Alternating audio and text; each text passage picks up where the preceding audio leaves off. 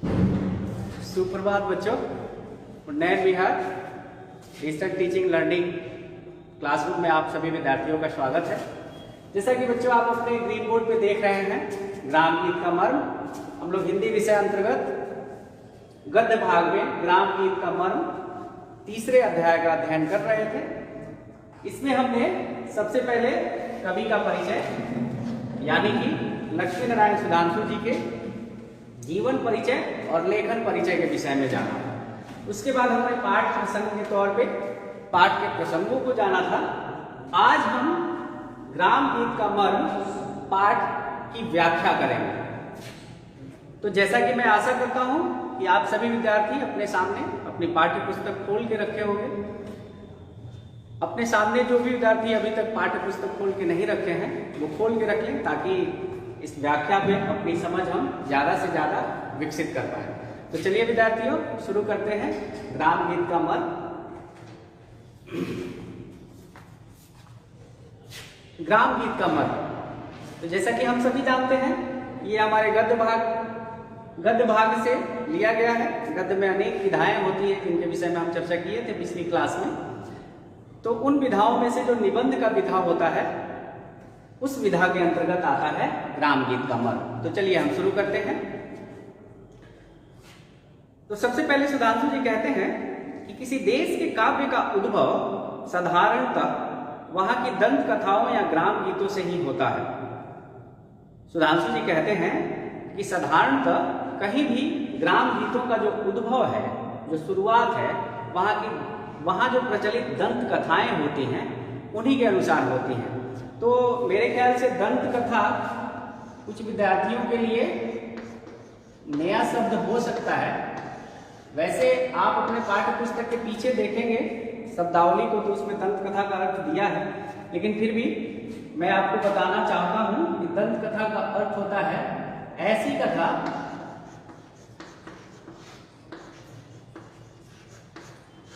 जिसकी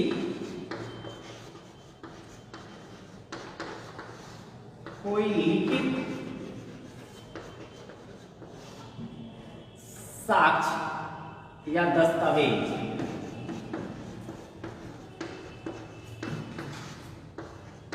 नहीं होता है। तो दंत कथाएं ऐसी कथाएं होती हैं जो सदियों से परंपराओं से चली आ रही हैं, जिसको हम सिर्फ सुनने सुनाने तक ही ये सीमित होती है और इसका कहीं भी कोई लिखित दस्तावेज नहीं होता है। तो ग्राम गीत का जो शुरुआत है इन्हीं दंत कथाओं से होता है शुरू। अब आगे हम देखते हैं कि उनके उत्तरोत्तर कलात्मक विकास में मानव जीवन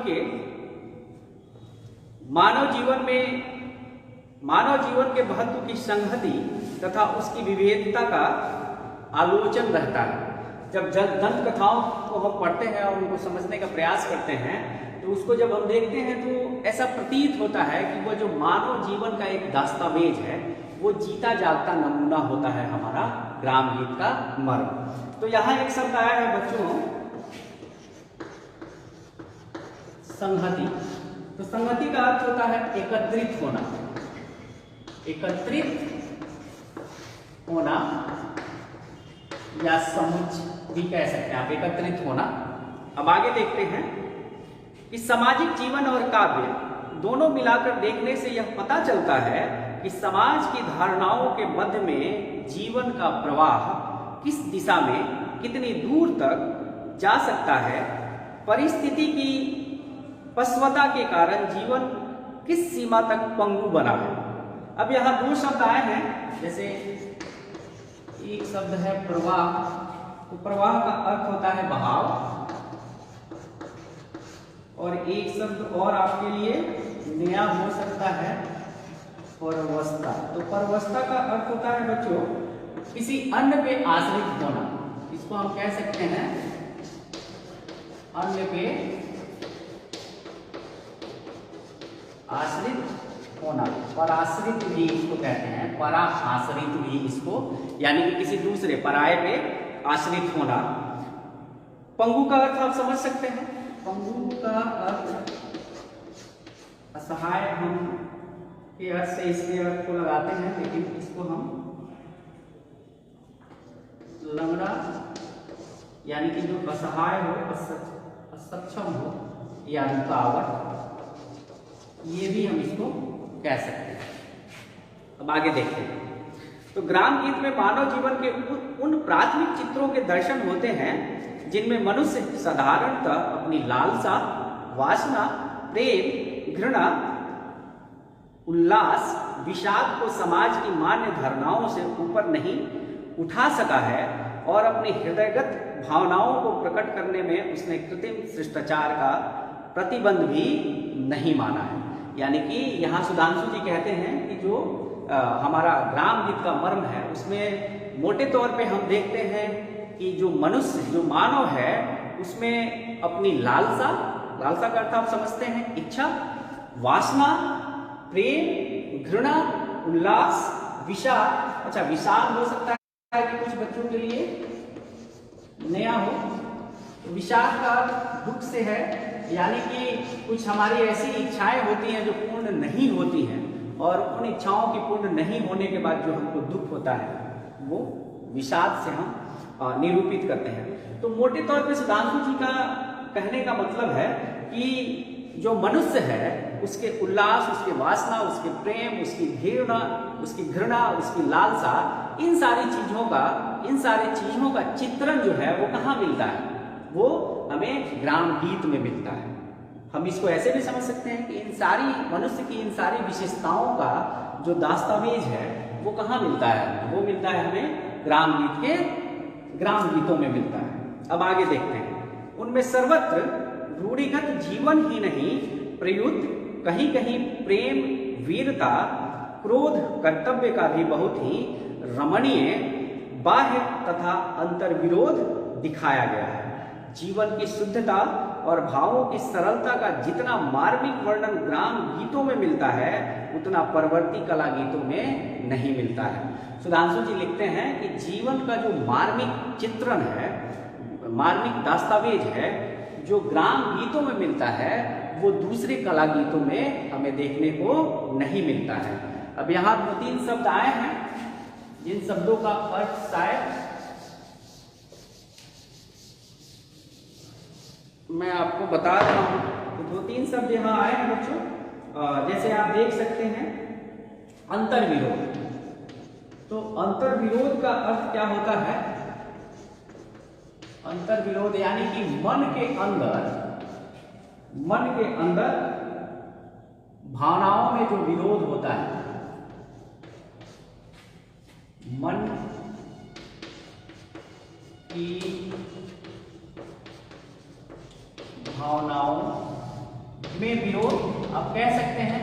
यानी कि हम इसको एक दूसरे तरीके से भी समझ सकते हैं कि जैसे हम बोलचाल की भाषा में कहते हैं ऊहापोह की स्थिति, यानी कि हम तय नहीं कर पाते हैं कि यह सही है या गलत है, हम ये करें या नहीं करें। वैसी स्थिति भी उभर के किस में आती है?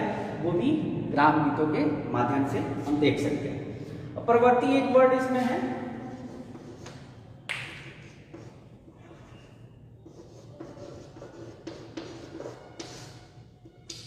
प्रवृत्ति एक वर्ड इसमें है बाद। तो इसका होता है बाद के समय का, यानी कि सुधांशु जी कह रहे हैं कि ग्राम गीत में जो मानव जीवन का मार्मिक चित्रण है वो इन गीतों के बाद, यानी कि इसके प्रवृत्ति जो कला गीत हैं, इसके बाद जो कला गीत हमारे साहित्य में आए हैं, उसमें भी इतना मार्मिक चित्रण, मानव जीवन का इतना मार्मिक चित्रण जितना ग्राम गीत में मिलता है उतना प्रवृत्ति यानी कि बाद के कला गीतों में नहीं मिलता है। तो ये अब हम आगे बढ़ते हैं और इसको समझने का प्रयास करते हैं आगे कि जीवन का आरंभ जैसे शैशव है वैसे ही कला गीत का ग्राम गीत। जैसे कि हम कहते हैं कि मानव जीवन का जो शुरुआती समय होता है उसे हम किस नाम से जानते हैं? उसे हम शैशव अवस्था के नाम से जानते हैं। उसे हम शैशव अवस्था यानी कि शिशु अवस्था भी इसको हम कहते हैं, शिशु अवस्था। यानी कि कहने का अर्थ यह है कि अगर मानव जीवन के शुरुआती दौर को, शुरुआती समय को हम शैशव अवस्था मानते हैं, शिशु अवस्था मानते हैं, ठीक उसी प्रकार कला गीतों के अगर शुरुआती दौर को, शुरुआती रूप को हम देखें तो वह क्या है, वह ग्राम गीत है। किसी भी कला गीत का जो शुरुआती यानी कि शैशव अवस्था है, शुरुआती अवस्था है, वह क्या है, वो ग्राम गीत है। ठीक उसी प्रकार जैसे मनुष्य का शुरुआती समय शैशव होता है, उसी प्रकार कला गीत का शुरुआती समय ग्राम गीत कहलाता है। आगे समझते हैं। ग्राम गीत संभवतः वह जातीय आशु कवित्त है, आशु कवित्त,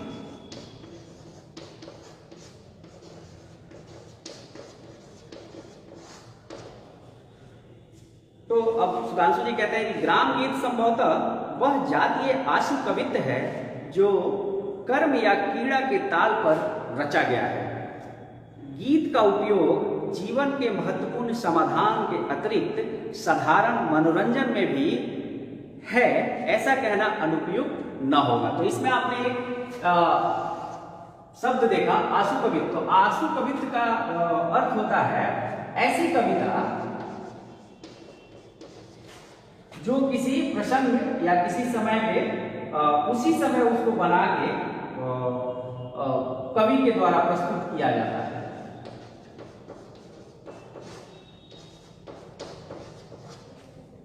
ऐसी कविता जो उसी समय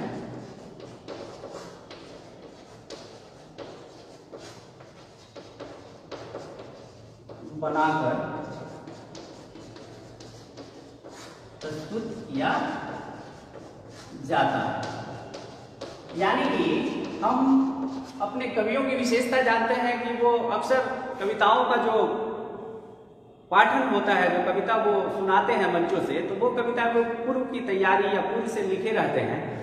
तो लेकिन हम आशु कविता उस कविता को या उस कवि को कहते हैं जो उस समय अचानक से उस प्रसंग पे अपनी कविता बनाता है और उसी जगह उसको बना के वहीं पे सुनाता है, उसे हम कहते हैं आशु कविता।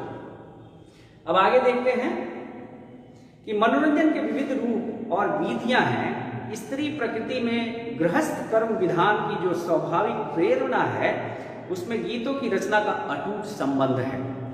चक्की पीसते समय, धान काटते समय, चरखा काटते समय अपने शरीर श्रम को हल्का करने के लिए स्त्रियां गीत गाती हैं।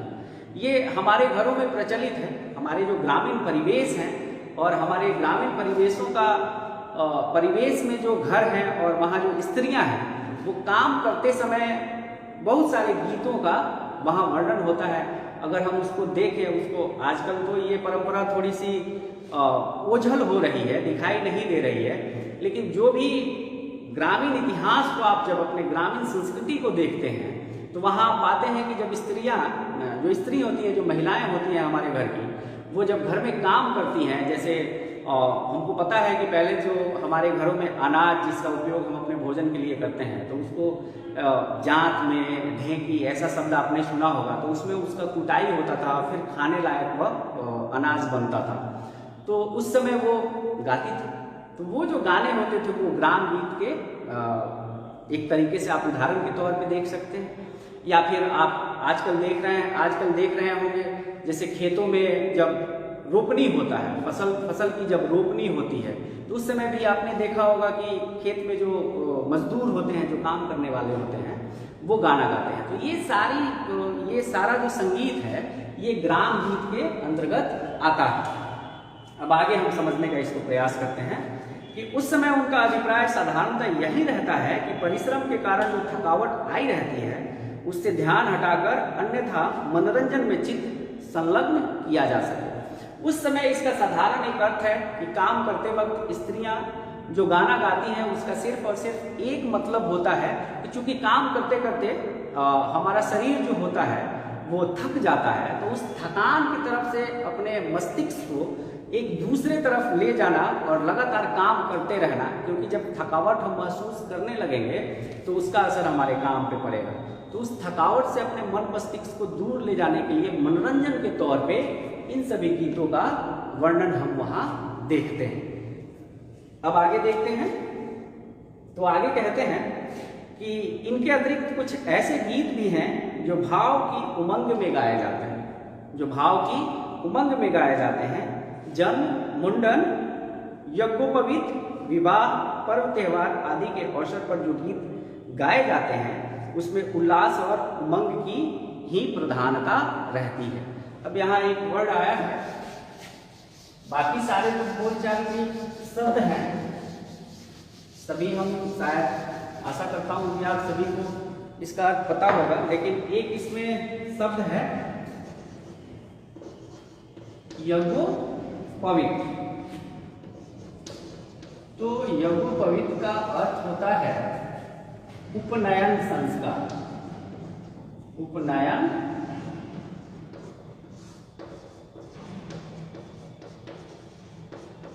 संस्कार, इसमें दूसरे नाम से भी हम जानते हैं जिसको हम जनेऊ कहते हैं। जनेऊ, जनेऊ जो होता है ये हमारी संस्कृति में, हमारे परंपरा में है कि जनेऊ जब बच्चों का होता है और उनका जब उपनयन होता है तो उस समय भी महिलाओं के द्वारा वो सारा गीत गाया जाता है।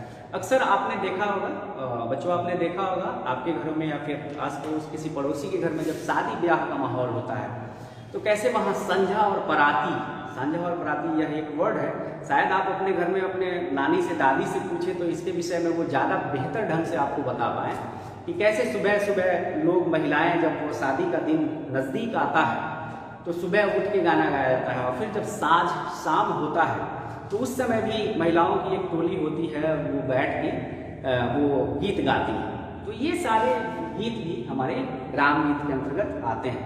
तो वो एक हर्षोल्लास का माहौल होता है, क्योंकि शादी ब्याह, पर्व त्योहार या फिर अभी अभी आपने देखा होगा कि हमारे बिहार का सबसे प्रमुख पर्व छठ पर्व, जो अभी 2, 4, 5, 10 दिन, एक सप्ताह पहले जो समाप्त हुआ है, महापर्व के नाम से हम जानते हैं बिहार को। तो इसमें आपने देखा होगा कैसे महिलाएं गीत गाती हैं और गीत गाते हुए हम घाट की तरफ जाते हैं और वहाँ सूर्य देवता की उपासना पूजा लोग करते हैं। तो ये सारे चीज़ भी हमारे इसमें आते हैं। या फिर इसके ऊपर बहुत सारे लोक गीतों को आपने देखा होगा, एक से बड़े बड़े गायक हमारे बिहार प्रदेश से, उत्तर प्रदेश से हुए हैं। तो कहीं ना कहीं उसका जो शुरुआती लक्षण है, जब उन लोक गीतों के शुरुआती लक्षण को हम देखते हैं और देखने का, समझने का प्रयास करते हैं, तो कहीं ना कहीं हम देखते हैं कि वो हमारे ग्राम गीत से ही शुरू होकर शुरुआती दौर में उसके जो लक्षण होते हैं वो ग्राम गीत से ही मिलते जुलते होते हैं। तो भाई सुधांशु जी कह रहे हैं कि इन अवसरों पे भी महिलाओं के द्वारा ये सारा गीत गाया जाता है। अब वो कहते हैं कि उनके गीतों का मुख्य विषय जो होता है, हमारे घरों में पर्व त्योहार और शादी ब्याह में जो गीत गाए जाते हैं उनका जो मुख्य विषय होता है वो क्या होता है? तो मुख्य विषय पारिवारिक जीवन है, जैसे प्रेम विवाह, पतोहू और सास ससुर के बर्ताव, माँ भाई बहन का स्नेह आदि बातें ही ज़्यादातर गीतों में पाई जाती है। तो इन सारे चीज़ों का चित्रण जो होता है उन गीतों के माध्यम से, इन गीतों के माध्यम से होता है। तो उसमें अक्सर दिखाया जाता है कि सास और ससुर का अपने बहू से कैसा रिश्ता है, उस रिश्ता को दिखाया जाता है। या फिर अक्सर आप देखते हैं कि दीपावली और छठ के बीच में एक महत्वपूर्ण पर्व हमारा होता है जिसको भाई दूज या भैया दूज के नाम से हम लोग जानते हैं। तो उसके अवसर पे भी भाई बहन के प्रेम को निरूपित करने वाला, प्रेम को प्रदर्शित करने वाला जो गीत होता है वो भी महिलाओं के द्वारा, स्त्रियों के द्वारा, लड़कियों के द्वारा अपने भाई को प्रेम जताने के लिए गाया जाता है। तो ये सारे गीत भी हमारे ग्राम गीत के उदाहरण के तौर पे हम ले सकते हैं। अब आगे देखते हैं। तो आगे वो कहते हैं कि स्त्री प्रकृति का अनुकरण पुरुषों ने भी किया। हल जोतने, अब अभी तक हम लोग समझ रहे थे ग्राम गीत को अगर इसके प्रकृति को समझने का प्रयास करें तो इसके शुरुआती लक्षणों और इसके शुरुआती प्रकृति को हम जानेंगे तो हम पाएंगे कि इसमें स्त्रियां हावी रही हैं। अक्सर जो हमारे घरों में वो सारा चीज़ होता है, चाहे वो काम करना, जैसे मैंने आपको बताया कि अनाज को कूटना, उसको साफ करना, उस प्रक्रिया से लेके मुंडन हो, विवाह हो, उपनयन संस्कार हो, इन सारे, या फिर कोई त्यौहार हो जैसे छठ पूजा का हमने यहाँ जिक्र किया, या फिर भाई दूज का हमने जिक्र किया, तो इसमें आप स्त्रियों को विशेष तौर पे देखते हैं। लेकिन हम कह सकते हैं कि इसका जो शुरुआती प्रकृति है इसमें स्त्रियां हावी रही हैं, लेकिन पुरुषों के द्वारा भी इसका गायन किया जाता है और गाया जाता है। तो पुरुष कब कब गाते हैं ग्राम गीत को, अब बता रहे हैं सुधांशु जी। तो अब देखिए आगे कि हल जोतने, नाव खेने, पालकी ढोने आदि कामों के समय गाए जाने लायक गीत पुरुषों ने भी बनाए। यानी कि शायद आजकल ये प्रचलन थोड़ा कम हो गया है, या फिर ये कहें कि ये प्रचलन अब खत्म हो रहा है, लेकिन हमारे संस्कृति में जो शादी ब्याह था तो उसमें जो लड़की की विदाई होती थी विवाह के बाद, तो वो पालकी में बैठ के जाती थी, और उस पालकी को ले जाने वाले जो लोग होते थे उनको हम लोग कहार के नाम से जानते थे। और अब विद्यार्थी बच्चों आप लोग सोच सकते हैं कि दुल्हा दुल्हन के भार को अपने कंधे पे लेके जाना, और उस समय ये जो सारी व्यवस्थाएं थी, सड़क या फिर रास्ता इतना स्मूथ, इतना सरल भी नहीं था, तो जब वो थक जाते थे तो उस सफर को काटने के लिए अपने मन मस्तिष्क को उस थकान से डाइवर्ट दूसरे जगह ले जाने के लिए ये गीत गाते थे। फिल्मों वगैरह में भी, पुराने फिल्म अगर आप देखे हैं या फिर देखते हैं तो उसमें भी इसका चित्रण है कि कैसे कहार जब उसको लेके जाते हैं तो गीत गाते हैं। तो ये सारा चीज है। अब आगे जैसे हल जोतने के समय खेत में जब आप देखते हैं कि किसान जब हल जोतता है तो उस समय वो गीत गाता है, तो उन गीतों को भी ग्राम गीत के उस श्रेणी में हम रख सकते हैं। अब आगे कहते हैं कि किंतु सब मिलाकर ग्राम गीतों की प्रकृति स्त्रीण ही है। भले ही पुरुषों के द्वारा कटाई के समय, बुआई के समय, या फिर हल जोतने समय, या डोली को ढोते समय गाया जाता है, लेकिन इसके वास्तविक प्रकृति को देखें, इसके नेचर को हम समझने का प्रयास करें तो इसमें स्त्रियां हावी रही हैं, और स्त्रियों की प्रकृति ही इस ग्राम गीत में झलकता है। अब आगे समझने का प्रयास करते हैं कि प्रकृति स्त्रीण ही रही है, पुरुषत्व का आक्रमण उन पर नहीं। स्त्रियों ने यहाँ कोमल भावों की भी ही अभिव्यक्ति की है, वहां पुरुषों ने अवश्य ही अपने संस्कार व प्रेम को प्राप्त करने के लिए युद्ध घोषणा की है। अक्सर हम एग्जाम्पल के तौर पे उस चरवाहे को देखते हैं कि चरवाहा जब अपने पशुओं को लेके उस जगह पे लेके जाता है, चारा के तलाश में, चारागाह में लेके जब जाता है, तो वो कैसे बिहरा एक संगीत का वो है, क्या कहते हैं उसको, रूप है कि वह अपने विरह वेदना को कैसे वो प्रस्तुत करता है और बिरहा सुनाता है। तो वो बिरहा भी हम लोग कहीं ना कहीं इस ग्राम गीत के श्रेणी में उसके शुरुआती लक्षण को लाते हैं और वो गाता है। तो जब हम उसके गाने को सुनते हैं या फिर उसको समझने का प्रयास करते हैं तो अक्सर उसमें प्रेम का चित्रण है, उसमें प्रेम के चित्रण को देखते हैं या फिर उसके शक्ति प्रदर्शन के चित्रण को देखते हैं। लेकिन महिलाओं द्वारा जब गाए हुए गीतों को हम देखते हैं तो अक्सर उसमें कोमलता की बात होती है, उसमें सरलता की बात होती है, उसमें माधुर्यता की बात होती है। लेकिन जब पुरुषों की तरफ हम आते हैं तो उसमें उनके सिर्फ प्रेम और उस वीरता का बखान होता है। आगे समझते हैं। इस प्रकार मनुष्य की दो सनातन प्रवृत्तियां, प्रेम और युद्ध का वर्णन भी ग्राम गीतों में मिलता है। तत्वतः ग्राम गीत हृदय की वाणी है, जैसा कि पहले ही क्लास में आपको बताया गया कि यह प्राकृतिक है, यह नेचुरल है, यह बनावटी नहीं है। क्यों? क्योंकि यह हृदय से निकलता है और यह हृदय की वाणी है। तो यह हृदय की वाणी है, मस्तिष्क की ध्वनि नहीं। यानी कि ये अंदर से, ये हमारे आंतरिक वेदना या आंतरिक उल्लास जब हम शब्दों में, गाने वाला व्यक्ति जब अपने मुख से उसको शब्दों में सामने उसको प्रस्तुत करता है तो हम कह सकते हैं कि वही है हमारा ग्राम गीत। उसमें दिमाग काम नहीं, उसमें दिल यानी कि हृदय की बात होती है। आगे समझते हैं। ग्राम गीत हृदय की वाणी है, मस्तिष्क की ध्वनि नहीं। इनकी उद्भावना व्यक्तिगत जीवन के उल्लास विषाद को लेकर भले ही हुई हो, किंतु मानव जातीयता में उनकी सारी व्यक्तिक विशेषता अंतर्निहित हो गई है। भले ही किसी एक व्यक्ति ने उसको शुरू किया हो, चाहे अपनी समस्याओं को, अपने उमंग को, अपने उल्लास को उसके द्वारा व्याख्या करने का प्रयास किया हो, लेकिन जैसे जैसे वो आगे बढ़ता है तो वो अपने आप में समष्टि होने लगता है। उसकी व्यक्तिगतता जो है, उसके अंदर का जो एक व्यक्ति है उसमें से निकलता है और वो समष्टि यानी कि सामरिक व्यापक बन जाता है। वो कहानी, वो गीत, वो शब्द सिर्फ एक व्यक्ति विशेष का न रह के बहुत सारे लोगों का वेदना और उल्लास, उमंग बन जाता है।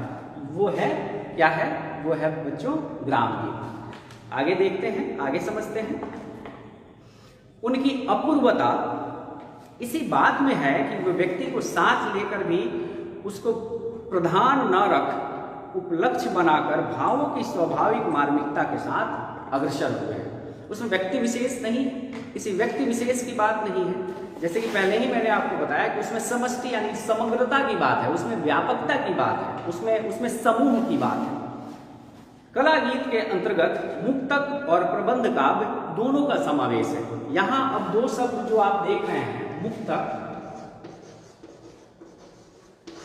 और प्रबंध, तो जब आप आगे की क्लासों में जाएंगे और काव्य का वर्णन वहां देखेंगे और काव्य को पढ़ेंगे, तो काव्य जो होता है उसका भेद जो है दो प्रकार से किया जाता है। दो प्रकार से उसका भेद दो प्रकार से किया जाता है। पहला होता है स्वरूप के आधार पर, स्वरूप के आधार पर, और दूसरा होता है बच्चों, और दूसरा होता है शैली के आधार पर। यानी कि अगर काव्य का भेद करना हो तो हम दो आधारों पे कर सकते हैं। पहला स्वरूप के आधार पे और दूसरा शैली के आधार पे। बात हम जब स्वरूप की करते हैं और स्वरूप के आधार पे काव्य का विभेद करते हैं, उसका भेद करते हैं, तो फिर स्वरूप में भी दो भेद होते हैं। स्वरूप में भी दो भेद होते हैं। अब वो कौन कौन से भेद होते हैं? तो पहला भेद होता है जिसे हम श्रव्य काव्य के नाम से जानते हैं, श्रव्य, और दूसरा दृश्य काव्य के नाम से हम जानते हैं। यानी कि स्वरूप के आधार पर जब उसका भेद किया जाता है और स्वरूप के आधार पे जब हम काव्य को देखते हैं तो वो फिर दो प्रकार का हो जाता है। पहला प्रकार है श्रव्य काव्य और दूसरा प्रकार है दृश्य काव्य। अब जब इसमें हम श्रव्य को देखते हैं, जब हम इसमें श्रव्य को देखते हैं तो श्रव्य दो प्रकार का हो जाता है। पहला हो जाता है प्रबंध काव्य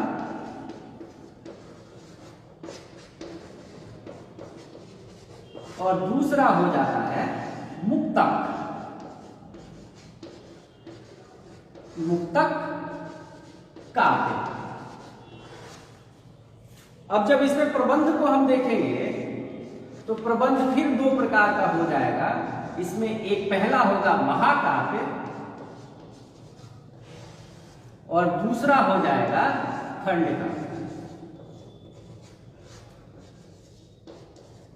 तो इसमें आपके पुस्तक में जो चर्चा है, इसमें दो शब्दों का चर्चा है, एक मुक्तक और एक प्रबंध। तो जैसा कि आप प्रबंध समझ सकते हैं कि प्रबंध के अंतर्गत दो काव्य आते हैं, महाकाव्य और खंड काव्य। तो महाकाव्य जो होता है उसमें किसी पौराणिक घटना या पौराणिक पुरुष, उसके पूरे जीवन का चित्रण होता है, उसके बाल अवस्था से लेके और उसके पूरी जीवनी का चित्रण होता है। जैसे रामायण आप देख लीजिए, जैसे हम रामायण को देखते हैं, वो प्रबंध महाकाव्य का उदाहरण हो सकता है और है भी। उसके बाद हम खंड काव्य को देखते हैं तो उसी रामायण को किसी एक अंग का, यानी कि उस महापुरुष, जिस महापुरुष की कहानी हम रामायण के अंतर्गत पढ़ते हैं, जिस महाकाव्य के अंतर्गत पढ़ते हैं, यानी कि राम, उसके पूरे जीवन के किसी एक अंग का अगर चित्रण किया जाए तो उसे हम खंड काव्य कहते हैं। ठीक है। अब यहाँ एक था मुक्तक जो आपको पढ़ना है, सॉरी इसमें जो शब्द आया है मुक्तक, तो मुक्तक अपने आप में स्वतंत्र होते हैं। जैसे आप रहीम के दोहे देख लें या फिर मीरा के दोहे देख लें, तो ये जो मुक्तक होते हैं ये मुक्तक जो होते हैं ये अपने आप में स्वतंत्र होते हैं, और ये जो छंद होते हैं इन छंदों का संबंध अपने पूर्व के छंदों से नहीं होता है और आगे के छंदों से भी नहीं होता है। अपने अंतर्गत ये इतने कुछ समावेशित करके चलते हैं कि वो अपने आप में पूर्ण होते हैं, तो वो होता है मुक्तक का। तो ये दो शब्द थे जो हो सकता है आपके लिए नया था, लेकिन इन सारी बातों को जब आप आगे की क्लासों में जाएंगे तो इसको और विस्तृत रूप से हम पढ़ेंगे। तो हमने देखा इसके बाद जैसे कि वो कहते हैं, सुधांशु जी कहते हैं कला गीत के अंतर्गत मुक्तक और प्रबंध का दोनों का समावेश है। इनके इतिहास का अनुसंधान करने पर ग्राम गीतों पर ही आकर ठहरना पड़ता है। तो अगर इनके इतिहास को भी हम देखें, जैसे आप रामायण को भी देखते हैं, रामचरितमानस को देखते हैं, तुलसीदास के रामचरितमानस को भी देखते हैं, तो उसमें भी राम के बाल्यावस्था से लेकर के उनके राज्याभिषेक और वनवास और फिर लंका वापसी, तो उसमें बहुत सारे प्रकरण हैं, बहुत सारे कांड हैं। तो बहुत सारे कांडों को गीतों के माध्यम से भी प्रस्तुत किया गया है। तो कहीं ना कहीं इन प्रबंध और मुक्तक काव्यों में भी आप इन ग्राम गीतों का समावेश देख सकते हैं। तो जैसा कि आशा है कि आज जो आपको बताया गया इस निबंध के ग्राम गीत के मर्म निबंध के व्याख्या के दौरान, तो आपकी थोड़ी समझ इसमें विकसित हुई होगी, और आगे इसको हम लोग फिर से पढ़ेंगे और पुनः पढ़ेंगे, और जो भी आपको आज बताया गया इसको आप घर में स्वाध्याय करें और आगे स्वाध्याय करके आएँ, ताकि इस पर अपनी समझ हम ज़्यादा से ज़्यादा विकसित कर पाए। और एक और बात बच्चों आपके लिए है कि कोरोना जो है वो अभी ख़त्म नहीं हुआ है, तो सावधान रहना है घर में, और घर से बाहर कभी भी आप निकलते हैं तो आप हमेशा मास्क लगा कर निकलें, हमेशा सैनिटाइजर का इस्तेमाल करें। अगर सैनिटाइजर का इस्तेमाल नहीं करते हैं तो किसी भी साबुन का इस्तेमाल आप ज़रूर से ज़रूर करें। कभी भी घर से बाहर निकलते हैं, बाहर से जब फिर घर में आते हैं तो हाथ को अच्छे तरीके से, पैर को अच्छे तरीके से धोएं, और बाहर निकले तो मास्क का प्रयोग जरूर करें। बहुत बहुत धन्यवाद।